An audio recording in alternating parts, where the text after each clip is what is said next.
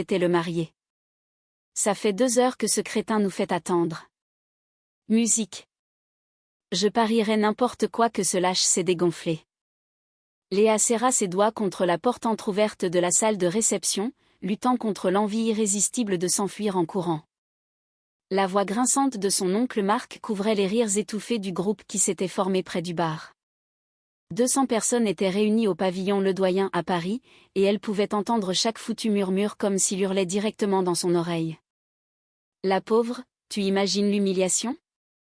Une voix féminine que Léa ne parvint pas à identifier répondit, tout cet argent que Gérard a dépensé pour le banquet, les fleurs, l'orchestre, et le marié n'a même pas eu les couilles de se pointer. Un rire étouffé, puis un autre, et encore un autre. Toute la salle semblait vibrer d'une curiosité morbide à peine dissimulée. Léa ferma les yeux, essayant de respirer, mais le corset de sa robe de mariée en dentelle de Calais l'étranglait. Chaque inspiration lui faisait mal. Chaque seconde qui passait la plongeait plus profondément dans un abîme dont elle ne savait comment s'échapper. Je l'ai vu ce matin, lança quelqu'un d'autre avec ce ton avide de ragot que les gens savourent. Il a posté une story Instagram. Il était à l'aéroport Charles de Gaulle, Terminal 2, vols internationaux. Non mais, le gars a carrément quitté le pays. Tu te fiches de moi ? Il est parti à Ibiza avec ses potes, j'ai la preuve ici, regarde mon téléphone. Le murmure se transforma en une vague, emportant avec lui des gloussements nerveux, des hoquets de surprise fins et des commentaires de plus en plus impitoyables. Léa sentit ses jambes trembler sous le poids des mètres de soie. Le bouquet de roses blanches glissa de ses mains et heurta le sol avec un bruit sourd. Chloé, sa meilleure amie, se pencha rapidement pour le ramasser. Doucement Léa, ne les écoute pas. C'est une bande de connards, marmonna Chloé en lui serrant le bras désespérément. On va tout annuler tout de suite. On va leur dire qu'il y a eu une urgence. Une urgence ? La voix de Léa sortit brisée, méconnaissable. Quel genre d'urgence explique que le marié disparaisse 2 heures avant la cérémonie ? Ils savent tout ce qui se passe, Chloé. Tous. Et c'était vrai. Les téléphones brûlaient déjà de captures d'écran, de vidéos et de messages privés. Le hashtag MariageFail 2025 était probablement déjà en train de devenir viral sur les réseaux sociaux. Demain, la moindre connaissance, les anciens camarades d'école de commerce, les contacts Facebook oubliés, tous auraient entendu une version déformée de la façon dont Léa Dubois avait été abandonnée à son propre mariage. Et, les gars, sérieusement. La voix perçante de sa tante Monique coupa l'air comme un couteau rouillé. La petite est toujours là-bas, cachée comme une souris. Quelqu'un doit lui dire que c'est fini. Que Gérard récupère son fric et que tout le monde rentre chez soi. Monique, ne sois pas si insensible, répondit une autre voix, bien que sans grande conviction. La pauvre Léa doit être dévastée. Ben ouais, mais qu'est-ce que tu veux qu'on fasse ? Qu'on reste assis ici tout l'après-midi à attendre un miracle ? Le marié s'est fait la malle. Le cirque est terminé. Le mot cirque résonna dans la tête de Léa avec la force d'un coup de marteau. C'est ce qu'ils pensaient tous, que c'était un spectacle, une anecdote croustillante à partager lors du prochain repas de famille. Tu te souviens quand Léa est restée à attendre comme une idiote devant l'hôtel ? Rire. Encore des rires. Et elle resterait à jamais marquée comme la femme qui n'était pas assez bien pour que son fiancé tienne sa promesse. Léa, ton père arrive par ici, l'avertit Chloé, les yeux écarquillés. Et il a l'air d'être sur le point d'exploser. Gérard Dubois traversait la salle comme un taureau blessé, bousculant les chaises et les invités sans le moindre égard. Son visage était cramoisi, les veines de son cou saillantes, ses poings serrés si fort que ses articulations étaient blanches. Léa connaissait cette expression. C'était la même que lorsqu'il avait découvert que son associé le volait. Le visage d'un homme dont la fierté venait d'être piétinée devant le monde entier. « Où est-il » hurla-t-il en l'atteignant. « Où est ce fils de pute ? Je vais le tuer. Je vais le mettre en pièces. »« Papa, s'il te plaît » murmura Léa, mais sa voix se perdit dans le vacarme. 500 000 €. Cria son père en sortant son téléphone et en le brandissant vers les invités. J'ai dépensé une fortune pour ce mariage, et ce maudit lâche est parti se saouler à Ibiza avec ses potes. Il l'a posté sur Insta. Il se vante de sa fuite pendant que ma fille l'attend ici. Toute la salle explosa. Ce n'était plus des murmures, c'étaient des cris, des exclamations, des téléphones levés pour enregistrer, photographier, documenter chaque seconde de la pire humiliation que Léa ait vécue en 26 ans. Sa mère apparut, accourant de l'autre côté de la pièce, le mascara traçant des sillons noirs sur ses joues. « Mon bébé, ma pauvre chérie !» sanglota Isabelle Dubois en la serrant si fort qu'elle faillit la renverser. « Comment a-t-il pu te faire ça? Comment? Lâche-moi !» murmura Léa en essayant de se libérer, mais les mains de sa mère la agrippaient comme des étaux. « Maman, s'il te plaît, laisse-moi. Je vais lui coller un procès. » éructa son père furieux en composant des numéros. « Je vais le foutre en tôle. Il va payer pour chaque centime. Il regrettera le jour de sa naissance. » Gérard, calme-toi, tenta d'intervenir un de ses oncles, mais c'était inutile. Me calmer? Il s'est foutu de moi, de ma fille, de toute ma famille, devant mes partenaires, mes clients, devant. Excusez-moi. La voix coupa le chaos comme un scalpel, nette et précise. Tout le monde se retourna. Un homme grand, à la carrure athlétique dans un costume gris anthracite impeccable, remontait l'allée centrale d'un pas mesuré. Sa présence dégageait une autorité naturelle, comme si sa simple existence réorganisait l'énergie de la pièce. Les invités s'écartèrent instinctivement, créant un chemin libre. Léa leva les yeux, essuyant ses larmes du revers de la main, et sentit le monde s'arrêter. Julien Rochefort, son patron, l'architecte le plus renommé de Paris, marchait droit vers elle au milieu du désastre le plus honteux de sa vie. « Monsieur Rochefort » balbutia Léa, une nouvelle vague d'humiliation la submergeant. « Je suis tellement désolée. Vous ne devriez pas voir ça. Mais Julien ne s'arrêta pas. Il atteignit l'hôtel improvisé, se tourna face à la foule et parla de cette voix grave que Léa avait entendue 1000 fois en réunion de direction, mais jamais avec ce ton particulier, ferme, protecteur, létal. « Je vous présente mes sincères excuses pour le retard, annonça-t-il en regardant les invités d'un air impassible. J'ai eu quelques soucis avec la circulation sur le périphérique. Un accident bloquait 3 voies. Mais je suis là maintenant. » Le silence qui suivit fut absolu. Léa cligna des yeux, confuse. Un retard? De quoi parlait-il? Julien se tourna vers elle, comblant la distance en 2 longues enjambées. Il se pencha juste assez pour que ses paroles ne soient audibles que par elle, murmurées avec une intensité qui lui donna un frisson dans le dos. Joue le jeu. Prétends que je suis le marié.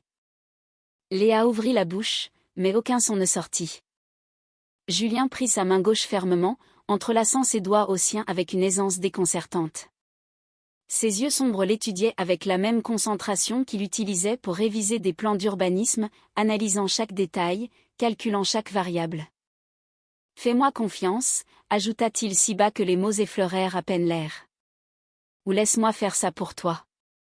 C'est toi qui décides. » Le monde de Léa s'était réduit à cet instant précis, à ses yeux qui la regardaient sans pitié, sans moquerie, sans la curiosité morbide qu'elle avait vue chez tous les autres, seulement de la détermination et quelque chose d'autre qu'elle ne parvenait pas à identifier. « Julien, vous ne pouvez pas » murmura-t-elle, consciente que 200 perdus étaient toujours fixés sur eux. « C'est de la folie. Vous ne pouvez pas juste. »« Je peux et je vais le faire, alors j'ai besoin que tu te décides maintenant. » Veux-tu que tous ces gens rentrent chez eux avec l'histoire de ton abandon? Ou préfères-tu leur donner quelque chose de complètement différent à méditer? Son père s'avança, fronçant les sourcils. Et vous, qui êtes-vous? Qu'est-ce qui se passe ici? Julien lâcha la main de Léa juste assez longtemps pour tendre la sienne vers Gérard Dubois dans un geste cordial. Julien Rochefort, architecte, le patron de Léa est l'homme qui va épouser votre fille aujourd'hui. Le hoquet collectif fut assourdissant. Isabelle Dubois vacilla, s'agrippant au bras de sa sœur pour ne pas tomber. Gérard Dubois fixa Julien comme s'il venait d'annoncer qu'il était un extraterrestre. Les murmures explosèrent dans toutes les directions, se mélangeant en un tourbillon incompréhensible de surprise, de confusion et d'incrédulité. C'est quoi ce bordel? Commença son père. Mais Julien s'était déjà retourné vers Léa, ignorant totalement le chaos qu'il venait de déclencher. Il lui tendit sa main ouverte, patient, attendant. Une invitation, une échappatoire, une décision qui changerait tout. C'est ta décision, Léa, répéta-t-il. Mais décide maintenant. Elle regarda cette main tendue, puis son père, rouge de fureur et de confusion, sa mère pleurant de façon incontrôlable, les invités avec leur téléphone levé, filmant, attendant le prochain chapitre du scandale, Chloé qui la fixait les yeux ronds, ne sachant que faire. Et puis elle entendit à nouveau la voix de l'oncle Marc filtrer à travers le bruit. Il se prend pour qui, ce type? Superman à la rescousse? Ça devient intéressant. Encore des rires, encore du ridicule, encore de l'humiliation. Léa serra les dents, leva le menton et prit la main de Julien Rochefort avec une telle force qu'elle sentit ses doigts s'enfoncer dans les siens. Allons-y, dit-elle, et sa voix sonna plus ferme qu'elle ne l'avait été ces 3 dernières heures. Julien hocha la tête, un sourire imperceptible étirant le coin de ses lèvres. Puis il se tourna vers l'officiant, qui se tenait toujours près de l'autel avec un regard de totale stupéfaction. « Monsieur, pouvons-nous procéder à la cérémonie ? Je m'excuse encore pour le retard, mais comme je l'ai dit, il y a eu des complications avec le trafic. » L'officiant cligna des yeux plusieurs fois, regardant tour à tour Julien, Léa et Gérard Dubois. Je dois vérifier les documents, l'acte de naissance, l'identité officielle du marié, les témoins. J'ai tout ici. Julien sortit un portefeuille en cuir de l'intérieur de sa veste et en extraisit des documents parfaitement pliés. Ma carte d'identité, mon acte de naissance. Les témoins peuvent être les mêmes que ceux déjà désignés. Un problème avec ça? L'officiant prit les documents d'une main tremblante, les examinant avec une minutie professionnelle. Léa profita de ce moment pour s'approcher de Julien et siffler entre ses dents, « Vous vous baladez avec votre acte de naissance pour un mariage? Qui fait ça? » Quelqu'un qui s'était préparé à toute éventualité, répondit-il sans la regarder, gardant ce masque de sérénité absolue. C'est dingue. On ne peut pas vraiment se marier. Vous êtes mon patron. Ça n'a aucun sens. Ça a un sens parfait, répliqua Julien, se tournant enfin vers elle. Ou préfères-tu que ton père finisse en prison pour avoir essayé de tuer Théo quand il le retrouvera? Parce que crois-moi, il va le chercher. Et connaissant le tempérament de Monsieur Dubois, ça ne finira pas bien. Léa jeta un coup d'œil à son père, qui serrait toujours les poings, le visage contracté, marmonnant des menaces tout en composant des numéros sur son téléphone. Julien avait raison. Son père était capable de prendre le premier vol pour Ibiza, de trouver Théo et de commettre une bêtise qu'il regretterait toute sa vie. Les documents sont en règle, annonça l'officiant, bien que son ton soit encore hésitant. Mais je dois vous avertir qu'il s'agit d'un acte juridiquement contraignant. Une fois que vous aurez signé, vous serez légalement mariés. Êtes-vous certain de vouloir continuer? Julien regarda Léa. Elle sentit le poids de ce regard, la question silencieuse qu'il contenait. Elle pouvait encore faire marche arrière, dire non, affronter l'humiliation, laisser tout le monde rentrer avec sa version de l'histoire. Ou elle pouvait faire ça, cette folie absolue qui n'avait aucun sens, mais qui, d'une certaine manière tordue, en avait un. Nous sommes sûrs, répondit Léa avant que son cerveau ne puisse la convaincre du contraire. L'officiant hocha la tête lentement. Très bien, procédons. Il se tourna vers les invités, s'éclaircit la gorge et parla d'une voix professionnelle. Mesdames et messieurs, nous allons maintenant commencer la cérémonie civile entre mademoiselle Léa Dubois et monsieur Julien Rochefort. Je demande votre silence et votre respect. Les murmures ne s'arrêtèrent pas complètement, mais ils retombèrent à un niveau plus gérable. Les téléphones étaient toujours levés, les visages montraient toujours l'incrédulité, mais au moins, ils ne criaient plus. Julien guida Léa vers l'autel d'un pas assuré, sa main ferme dans le bas de son dos, un geste protecteur qui lui donna des frissons. « Ça va ?» demanda-t-il à voix basse alors qu'il se plaçait devant l'officiant. « Non, répondit Léa avec une honnêteté brutale. Rien de tout ça ne va. Je sais, mais on va faire en sorte que ça en ait l'air. L'officiant commença à réciter le protocole standard. Léa enregistrait à peine les mots. Son esprit tourbillonnait, essayant de comprendre comment elle était passée de l'attente de Théo à l'hôtel avec Julien Rochefort, son patron, l'homme avec qui elle avait échangé exactement 3 conversations personnelles en 3 ans de travail. Julien Rochefort, consentez-vous à prendre Léa Dubois pour épouse ? Demanda l'officiant. Je le veux, répondit Julien sans hésiter, la regardant droit dans les yeux. Le cœur de Léa rata un battement. Ça arrivait. Ça arrivait vraiment. Et vous, Léa Dubois, consentez-vous à prendre Julien Rochefort pour époux ? Léa ouvrit la bouche. Les mots restèrent coincés dans sa gorge. Tout le monde attendait. Julien l'observait avec cette intensité qui rendait impossible de détourner le regard. Son père fronçait toujours les sourcils. Sa mère pleurait de plus belle. Chloé se rongeait les ongles. Les invités retenaient leur souffle. Je le veux, murmura-t-elle enfin, et ces 3 mots sonnèrent comme une sentence. Par les pouvoirs qui me sont conférés, je vous déclare mari et femme, annonça l'officiant. Vous pouvez embrasser la mariée. Léa paniqua. Il n'avait pas prévu ça. Enfin, il n'avait rien prévu du tout, mais il n'avait certainement pas parlé de baiser. Julien dut lire la terreur sur son visage car il se pencha très légèrement, effleurant ses lèvres contre les siennes dans un contact si bref et chaste que cela comptait à peine comme un baiser. Mais ce fut suffisant pour déclencher une tempête d'applaudissements, de sifflets, de cris et de flashs d'appareils photo. C'est fait, murmura Julien à son oreille. Maintenant, souris et respire. Le pire est passé. Mais alors qu'il se tournait face aux invités, mains entrelacées et sourire forcé aux lèvres, Léa ne pouvait s'empêcher de penser que le pire ne faisait que commencer.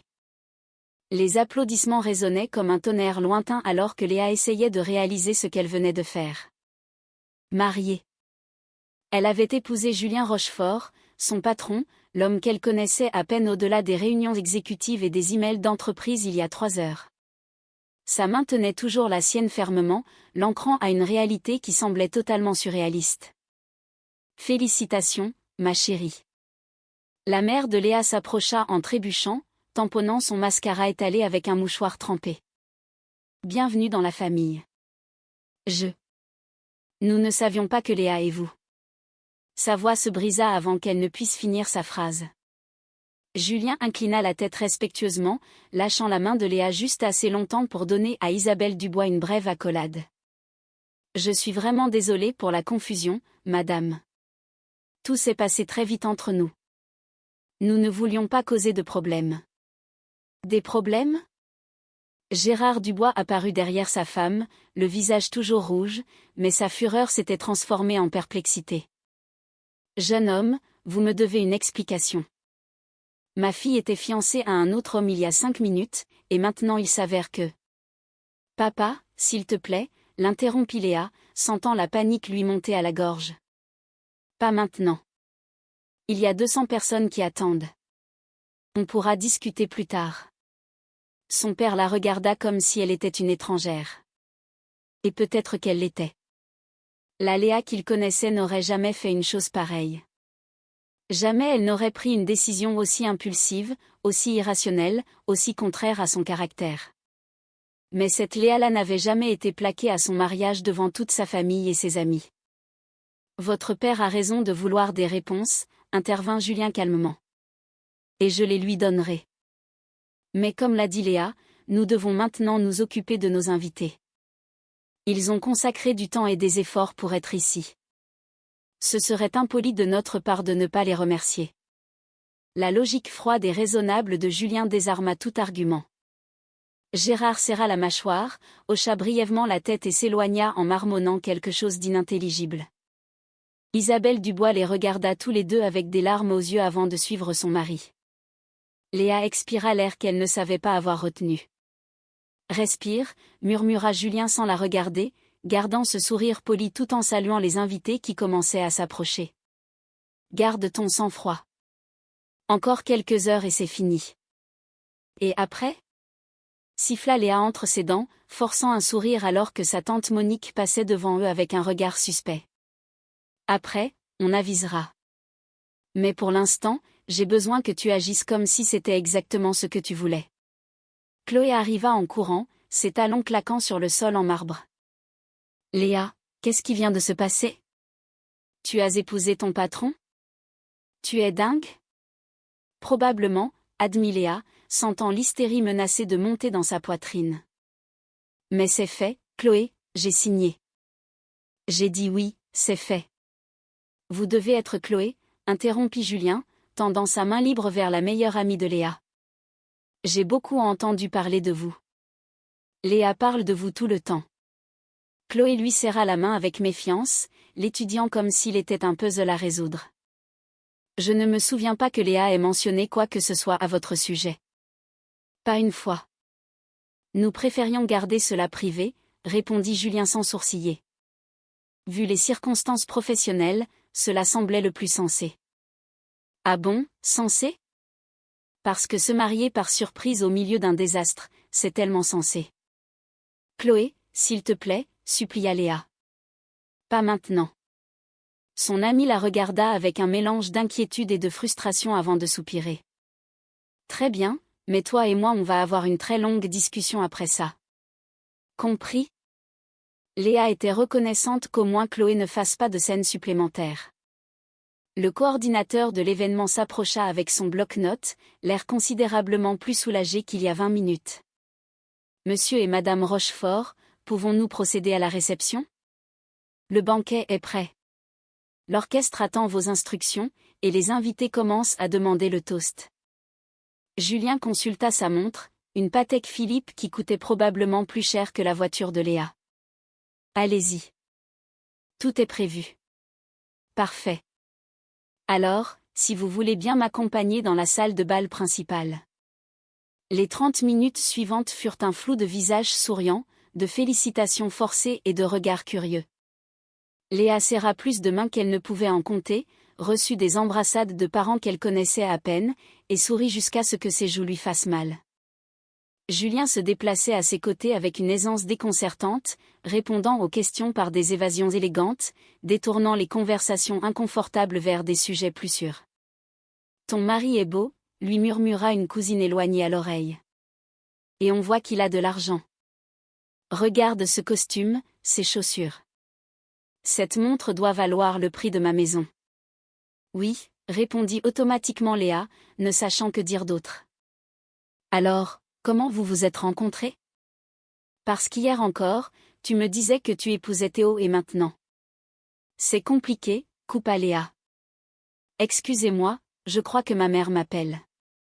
Elle s'enfuit avant que sa cousine ne puisse poser d'autres questions, trouvant un refuge temporaire près d'une des colonnes décorées de guirlandes de fleurs blanches, essayant de reprendre son souffle. Le corset lui serrait toujours les côtes. Le voile semblait peser une tonne sur sa tête. Ses talons hauts lui massacraient les pieds. Et le pire de tout était ce sentiment constant de jouer dans une pièce de théâtre dont personne ne lui avait donné le script. « Ça va ?» La voix de Julien la fit sursauter. Elle ne l'avait pas entendu approcher. Il lui tendit une coupe de champagne, qu'elle accepta d'une main tremblante. « Non », admit-elle en prenant une longue gorgée qui lui brûla la gorge. « Ça ne va pas. Rien de tout ça ne va. Je sais, mais tu t'en sors mieux que tu ne le penses. » Mieux? Julien, je viens de vous épouser. Je ne connais même pas votre couleur préférée. Je ne sais pas si vous avez des frères et sœurs. Je ne sais pas où vous habitez. Je ne sais absolument rien de vous, à part que vous êtes un génie de l'architecture et que vous détestez le café décaféiné. Un léger sourire étira les lèvres de Julien. Bleu marine. J'ai une sœur qui vit à Barcelone. J'habite dans un loft à Saint-Germain-des-Prés. Et j'ai raison de détester le déca, c'est un blasphème contre la nature. Malgré tout, Léa sentit un rire hystérique monter dans sa poitrine. C'est de la folie, complètement. On est bien d'accord, acquiesça Julien. Mais c'est une folie gérable. Écoute, je sais que c'est beaucoup. Je sais que tu ne me connais pas, mais je te promets qu'on va arranger ça. On doit juste passer cette journée. On laisse les gens rentrer chez eux tranquillement, et demain on s'assoira et on discutera calmement de la suite. Et c'est quoi la suite? Demanda Léa en le regardant droit dans les yeux. Un divorce rapide? Prétendre pendant un temps? Qu'est-ce que vous aviez prévu exactement quand vous avez décidé de faire ça? Julien l'étudia en silence pendant un moment qui sembla éternel. Il y avait quelque chose dans ses yeux que Léa ne parvenait pas à décoder, quelque chose de plus profond que la simple compassion ou le sens du devoir. Ce que tu auras besoin que ce soit, finit-il par répondre. J'ai fait ça pour toi, Léa. Pas par obligation, pas par pitié. Parce que... Les mariés pour le toast, annonça le coordinateur avec un enthousiasme excessif, interrompant ce que Julien s'apprêtait à dire. Léa eut envie de lui hurler d'attendre, qu'elle avait besoin d'entendre la fin de cette phrase, mais ils étaient déjà guidés vers le centre de la salle où 2 verres de cristal les attendaient sur une table décorée. L'orchestre commença à jouer une mélodie romantique. Les invités formèrent un cercle autour d'eux. Les téléphones furent à nouveau levés, capturant chaque angle. Julien prit son verre et le leva, regardant d'abord les invités avant de se tourner vers Léa. Je tiens à vous remercier tous d'être ici aujourd'hui. Je sais que les circonstances ont été inhabituelles, mais la vie suit rarement les plans que nous faisons. Parfois, elle nous surprend. Parfois, elle nous donne exactement ce dont nous avons besoin quand nous nous y attendons le moins. Il fit une pause et ses yeux rencontrèrent ceux de Léa avec une intensité qui lui coupa le souffle. Léa, dès le premier jour où tu es entrée au cabinet, j'ai su que tu étais différente. Ton dévouement, ton intelligence, ta capacité à résoudre des problèmes que d'autres ne voient même pas. Mais plus que cela, ta gentillesse, la façon dont tu traites chaque personne avec respect, quelle que soit sa position. Ce n'est pas quelque chose qui s'apprend. C'est juste qui tu es. Léa sentit les larmes lui monter aux yeux. Ce n'étaient pas des paroles en l'air. Julien les disait avec une conviction qui sonnait vraie. Je ne sais pas ce que l'avenir nous réserve, continua-t-il. Personne ne le sait. Mais je sais que je veux y faire face avec toi. Alors je porte un toast à nous, à l'inattendu, à l'imparfait, et au courage de faire un saut dans l'inconnu quand le sol se dérobe sous nos pieds. Les applaudissements éclatèrent. Quelqu'un cria, un baiser. Un baiser. Et bientôt, toute la salle scanda la même chose. Julien haussa un sourcil dans une question silencieuse. Léa hocha légèrement la tête, se préparant à un autre effleurement chaste des lèvres comme à l'autel. Mais quand les lèvres de Julien rencontrèrent les siennes cette fois, ce ne fut ni bref ni chaste. Ce fut lent, délibéré, dévorant. Une de ses mains glissa vers sa taille, l'attirant plus près. L'autre encadra son visage avec une tendresse qui contrastait avec l'intensité du baiser. Léa sentit le monde se dissoudre sur les bords. Le bruit devint un bourdonnement lointain, chaque terminaison nerveuse de son corps s'éveillant pour la première fois depuis des mois. Quand ils se séparèrent enfin, ils étaient tous les deux essoufflés. Les invités étaient en délire, mais Léa les entendait à peine. Elle ne pouvait que regarder Julien, ses yeux sombres qui brillaient maintenant de quelque chose qui n'était certainement pas un jeu. « C'était quoi, ça ?» murmura-t-elle, encore étourdie. « Une performance convaincante », répondit Julien, mais sa voix était altérée. « Ce n'était pas une performance. »« Non », admit-il après un moment. « Ce n'en était pas une. » Avant que Léa ne puisse traiter cette confession, l'orchestre commença à jouer la première danse. Julien la mena au centre de la piste, sa main ferme sur son dos. Les invités s'écartèrent, formant un cercle, regardant alors qu'ils commençaient à bouger au rythme de la musique. « Vous savez danser ?» demanda Léa, consciente de chaque centimètre où leur corps se touchait. « J'ai eu des cours obligatoires à l'université, » répondit Julien. « Architecture et danse de salon. Un mélange étrange, je sais. Étrange, mais utile pour des moments comme celui-ci. Des moments comme épouser spontanément son patron. Oui, certainement quelque chose qui vaut la peine d'être inclus dans un cursus universitaire. » Léa rit, un rire sincère qui la surprit elle-même. Il a de l'humour. Je ne le savais pas. Il y a beaucoup de choses que tu ne sais pas sur moi, murmura Julien, la faisant tourner avec grâce. Mais tu auras le temps de les découvrir. Combien de temps exactement? Parce que ça ne peut pas durer éternellement. À un moment donné, quelqu'un va réaliser que... Chut, l'interrompit-il en la serrant un peu plus fort. Ne pense pas à ça maintenant. Danse juste avec moi. Juste pour cette chanson, oublie tout le reste. Et Léa le fit. Elle s'autorisa à fermer les yeux, à poser sa tête contre l'épaule de Julien, à sentir la musique les envelopper. Elle s'autorisa à oublier qu'il y a 4 heures, elle attendait un autre homme. À oublier que c'était une farce née du désespoir. À oublier qu'à un moment donné, elle devrait faire face aux conséquences de cette décision impulsive. Pour cette chanson, pour ces 3 minutes et 40 secondes, elle se laissa croire que c'était réel. La nuit était tombée sur Paris quand le dernier invité partit enfin. Léa regardait les feux des voitures disparaître du parking de l'hôtel à travers une des fenêtres de la salle de réception, consciente que le moment qu'elle repoussait depuis 6 heures était enfin arrivé.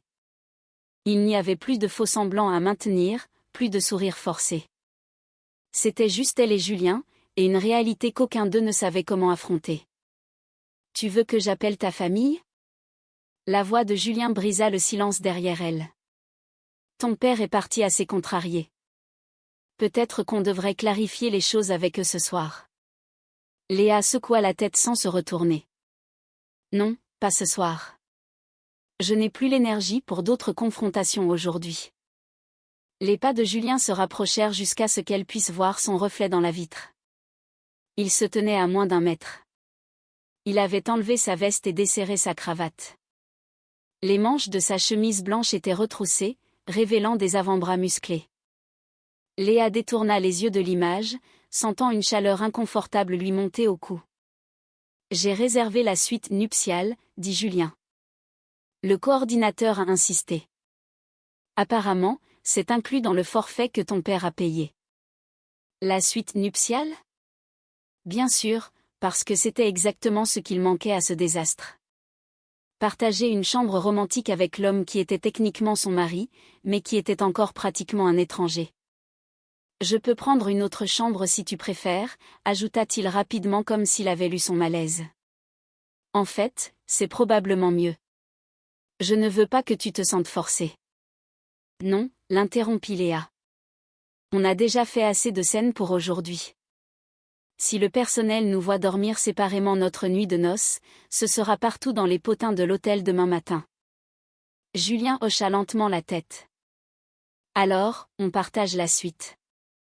Je peux dormir sur le canapé. » Julien, vous faites presque 1,90 m. Vous ne tiendrez sur aucun canapé. J'ai dormi dans des endroits bien pires sur des chantiers. Ça ira. La tension entre eux était palpable. Léa se tourna enfin vers lui. La robe de mariée semblait soudainement ridicule. Un costume élaboré pour un fantasme qui n'avait jamais existé. « Pourquoi l'avez-vous fait ?» demanda-t-elle. « Et ne me dites pas que c'était par compassion. Personne ne se marie pour ces raisons. » Julien la regarda longuement, ses yeux sombres balayant son visage. Il finit par soupirer, passant une main dans ses cheveux parfaitement coiffés, les ébouriffant pour la première fois de la journée. « Parce que je ne pouvais pas rester là à les regarder te mettre en pièces, » admit-il. « J'ai entendu ce qu'il disait, les commentaires, les rires, et j'ai vu ton visage quand tu es sorti de cette pièce. Je t'ai vu essayer de tenir le coup alors que ton monde s'écroulait, et je n'ai pas pu le supporter. Mais ça n'explique pas pourquoi vous avez décidé de m'épouser. Vous auriez pu faire 1000 autres choses. Vous auriez pu me faire sortir de là, tout annuler, m'aider à m'échapper. Vous n'aviez pas à m'épouser. » « Tu as raison, » finit par dire Julien. « Je n'y étais pas obligé. Mais à ce moment-là, cela semblait être la seule solution qui réglait tous les problèmes d'un coup. Ton père était sur le point de faire une bêtise. Ta famille allait mettre des mois à digérer l'humiliation. Et toi? Tu t'en serais voulu pour tout ça alors que rien n'était de ta faute. » Léa sentit les larmes qu'elle retenait toute la journée déborder enfin. Elle essaya de les essuyer rapidement, mais Julien s'était déjà approché, lui offrant son mouchoir de poche. « Ne pleure pas », murmura-t-il avec une douceur qu'elle ne lui connaissait pas. « Tu as assez pleuré pour un homme qui ne le mérite pas. »« Et maintenant, on fait quoi ?» demanda Léa. « On divorce la semaine prochaine ? On fait semblant pendant un temps ? On continue à bosser ensemble comme si de rien n'était ? Honnêtement, je ne sais pas, admit-il. Je n'avais pas de plan au-delà d'aujourd'hui. Je savais juste que je devais t'aider. C'est très noble. Mais les mariages ne fonctionnent pas sur la noblesse. Ils fonctionnent sur l'amour. Oui, l'amour, suggéra Julien, et quelque chose dans son ton fit que Léa le regarda plus attentivement. Et nous ne nous aimons pas. On se connaît à peine. Julien fit un autre pas, réduisant la distance à quelques centimètres. Léa dut renverser la tête pour maintenir le contact visuel. « Tu veux savoir un secret ?» demanda-t-il, sa voix n'étant plus qu'un murmure. Ce baiser sur la piste de danse. Ce n'était pas un jeu. Et je pense que tu l'as senti aussi. Léa ouvrit la bouche pour nier, mais les mots restèrent bloqués car il avait raison. Elle l'avait senti. Ce moment où tout le reste avait disparu. Ça ne veut rien dire, finit-elle par dire. C'était l'adrénaline.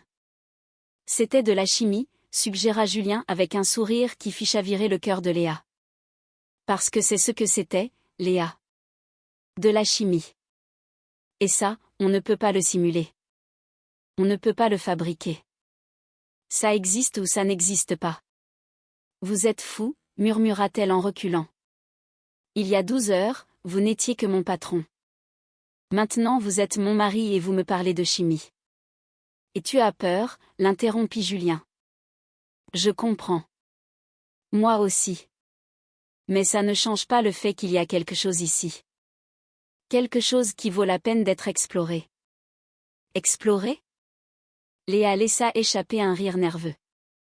Julien, on n'est pas des ados. On est deux adultes qui ont pris une décision impulsive. Justement, on est des adultes, alors agissons comme tels. Parlons honnêtement. Et qu'est-ce que vous voulez, vous ? La question resta suspendue entre eux comme une bombe. Je veux te donner du temps, finit-il par répondre. Du temps pour digérer ce qui s'est passé avec Théo. Du temps pour me connaître au-delà du travail. Du temps pour décider ce que tu veux faire de ce mariage sans pression. Et en attendant, on vit. Je ne vais rien exiger de toi. Mais je ne vais pas non plus prétendre que je ne ressens pas ce que je ressens. Léa sentit son cœur s'accélérer. Et qu'est-ce que vous ressentez ? Julien s'approcha si près qu'elle pouvait sentir la chaleur de son corps. Je ressens que ce baiser était la chose la plus réelle qui m'est arrivée depuis des années, murmura-t-il. Je ressens que quand je te vois chaque matin au bureau, ma journée s'illumine instantanément.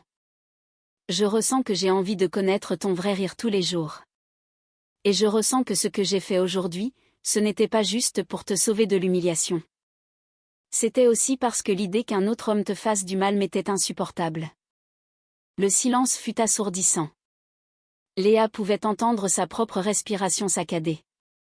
Je ne peux pas gérer ça maintenant, chuchota-t-elle enfin. C'est trop. Tout est trop. Je sais. Julien recula, lui laissant de l'espace. C'est pour ça que je propose que ce soir, on se repose simplement. Demain, on commencera à y voir plus clair. Léa hocha la tête. Julien prit ses valises et les posa près de la salle de bain. Prends une douche, détends-toi. Je vais attendre ici. Julien ? Léa l'arrêta alors qu'il allait sortir. Merci pour tout. Pour aujourd'hui. De m'avoir sauvé. Il se tourna et le sourire qu'il lui fit était sincère, chaleureux, différent. Je ne t'ai pas sauvée, Léa. Je t'ai juste rappelé que tu es assez forte pour te sauver toi-même. Quand la porte se ferma, Léa se laissa tomber sur le bord du lit king size couvert de pétales de rose. La suite était décorée pour une nuit romantique qu'elle était censée partager avec Théo. Bougies parfumées, champagne, chocolat. Mais Théo était à Ibiza, probablement ivre, célébrant sa fuite. Et elle était ici, mariée à un homme qui venait de lui avouer ses sentiments, un homme qui la connaissait mieux qu'elle ne le pensait. Léa regarda son reflet dans le miroir. Son maquillage était coulé, ses cheveux en désordre, la robe froissée. Elle se sentait exactement comme elle en avait l'air, brisée et reconstruite en même temps. Elle ouvrit lentement la fermeture éclair de sa robe, la laissant tomber au sol. Demain, elle devrait faire face aux explications, aux conséquences, à toutes les décisions prises aujourd'hui. Mais ce soir, elle voulait juste fermer les yeux et croire, pour quelques heures, que le monde avait enfin un sens. L'eau chaude de la douche frappait le dos de Léa avec une pression presque douloureuse, mais c'était exactement ce dont elle avait besoin. Elle resta là, laissant la vapeur remplir la salle de bain en marbre. 12 heures. C'est tout ce qu'il avait fallu pour que sa vie bascule. Comment était-il possible qu'un homme qu'elle connaissait à peine dise exactement ce qu'elle avait besoin d'entendre? Elle sortit de la douche, s'enveloppant dans une serviette moelleuse. Elle trouva un pyjama en coton confortable dans sa valise, rien de séduisant, parfait pour la situation délicate. En sortant de la salle de bain, elle trouva Julien debout près de la fenêtre, regardant les lumières de Paris. Il avait troqué son costume contre un t-shirt gris et un pantalon de détente. Sans ses habits formels, il paraissait plus jeune, plus accessible. « Tu te sens mieux ?» demanda-t-il sans se retourner. « Plus propre, au moins », répondit Léa. Julien se tourna enfin et Léa remarqua la fatigue dans ses yeux.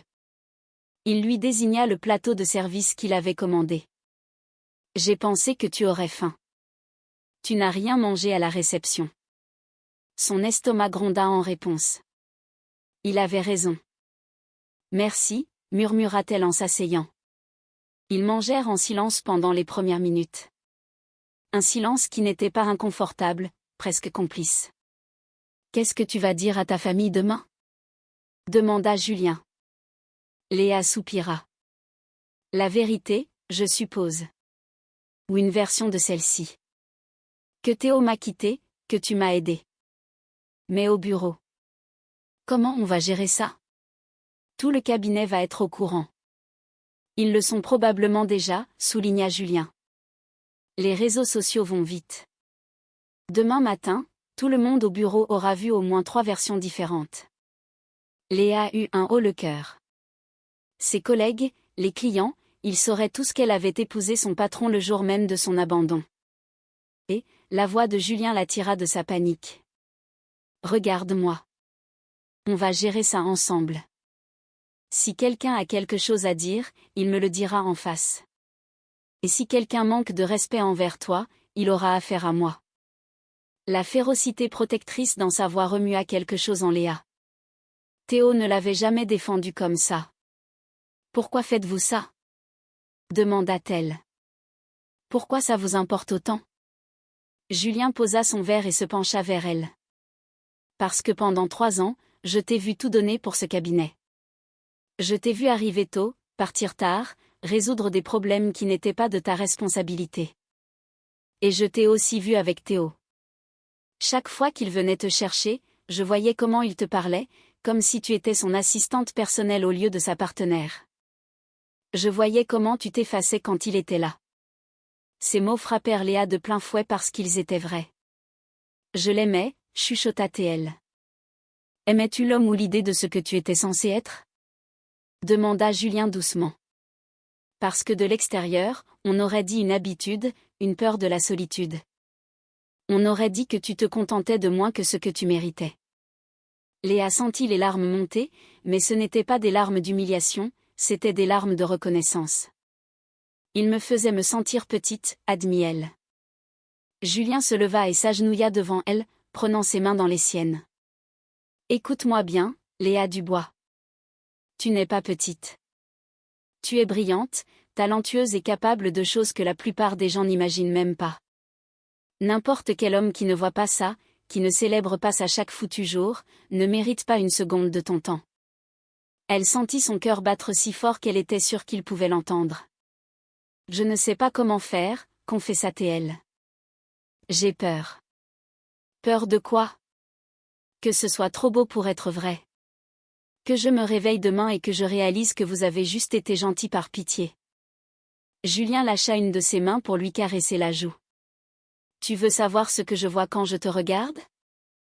Je vois quelqu'un qui se donne à fond chaque jour. Je vois quelqu'un qui traite le personnel de ménage avec le même respect que les clients milliardaires. Je vois de la force déguisée en gentillesse. Ça ne te rend pas moins extraordinaire, ça te rend réel. Léa ne sut pas qui fit le premier pas. Leurs lèvres se rencontrèrent, et ce baiser ne ressemblait à aucun autre. Ce n'était pas pour un public. C'était de la faim, du besoin. Julien passa ses mains dans ses cheveux encore humides, l'attirant plus près. Léa répondit avec la même intensité. Ils se déplacèrent maladroitement vers le lit, riant contre les lèvres de l'autre quand ils faillirent tomber. Julien la déposa doucement sur le matelas. « Tu es sûr ?» demanda-t-il, la voix rauque. « On peut s'arrêter. » Léa le regarda, cet homme qui avait tout changé. « Je suis sûre, » murmura-t-elle. Pour la première fois depuis longtemps, elle était sûre de quelque chose. Et quand leurs corps se rencontrèrent, elle sut qu'elle avait franchi une ligne sans retour. Ce n'était plus une farce. C'était réel, tangible, et elle se sentait exactement là où elle devait être. La lumière du matin filtrait à travers les rideaux quand Léa s'éveilla, enveloppée dans des draps qui sentaient son parfum. Julien dormait à côté d'elle, un bras protecteur sur sa taille. Le téléphone de Julien vibra, brisant le calme. Il s'étira, ouvrant les yeux. Quand il la vit l'observer, un sourire dévastateur étira ses lèvres. « Bonjour toi », murmura-t-il. Julien consulta son écran. 32 messages, 15 appels manqués. Ça va être intéressant. Ma sœur à Barcelone demande une explication immédiate. Léa se cacha sous l'oreiller. On ne peut pas rester ici pour toujours? Julien rit. J'adorerais, mais on doit affronter la musique. Le téléphone de Léa sonna à son tour. C'était sa mère. Elle répondit après un regard vers Julien. Maman? Léa Dubois, où es-tu? Comment as-tu pu finir mariée à ton patron? Maman, calme-toi. Je suis dans la suite avec Julien. Dans la suite? Ensemble? On est mari et femme, maman. Techniquement, c'est là qu'on doit être. Sa mère soupira. Ton père veut vous voir tous les deux aujourd'hui. À la maison, à midi. Léa regarda Julien. Elle voyait en lui un homme qu'il avait choisi sans condition. On y sera, maman. Après avoir raccroché, Julien la serra dans ses bras. On y va ensemble, d'accord? Ils se préparèrent. Julien dut rassurer sa sœur Helena par appel vidéo, confirmant que ce n'était pas qu'un acte héroïque, mais le début de quelque chose de grand. La maison des Dubois à Neuilly-sur-Seine était comme d'habitude, remplie de plantes et d'une odeur de café frais. Mais pour Léa, c'était un champ de bataille. Julien prit sa main avant d'entrer. Gérard Dubois les attendait dans le salon, les bras croisés. Chloé était là aussi, fidèle au poste. Alors, commença son père, quelqu'un va m'expliquer ce délire?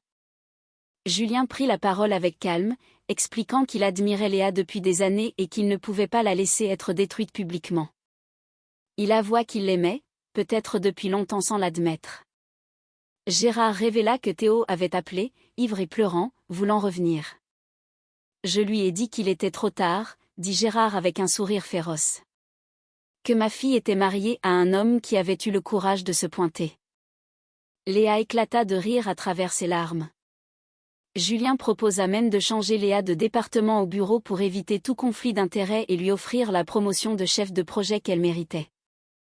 C'est réel entre vous? Demanda Isabelle. C'est réel, répondit-il en chœur. Gérard finit par donner sa bénédiction, non sans menacer Julien s'il faisait souffrir sa fille.